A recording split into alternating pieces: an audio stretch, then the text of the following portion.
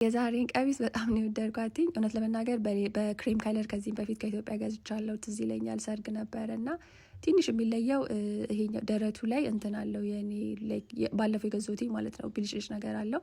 ይሄ ግን የለውም፣ ያው ኖርማል ነው።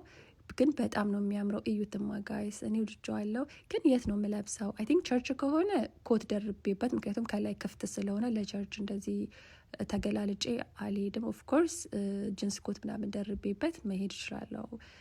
ወይ ደግሞ ከጓደኞቼ ጋር ኮፊ ምናምን ለመጠጣት ሰመር ላይ ምናምን ይኖፋ ብልጭ ማለት እችላለሁ።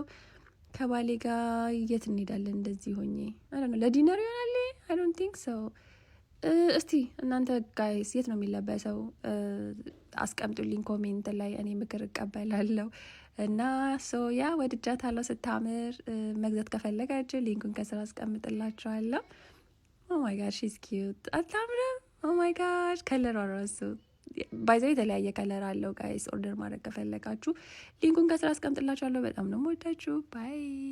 እንዴት እንደወደድኩት ባይዘው በጣም ነው የሚያምር ኳሊቲ